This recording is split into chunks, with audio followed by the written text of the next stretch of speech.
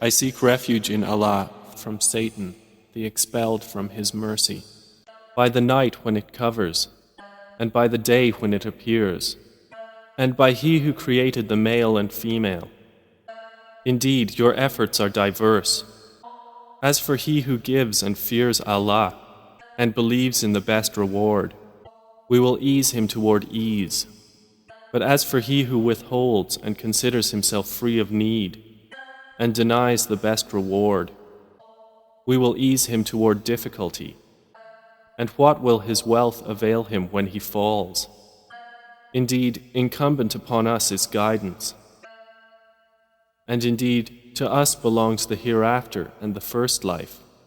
So I have warned you of a fire which is blazing. None will enter to burn therein except the most wretched one, who had denied and turned away.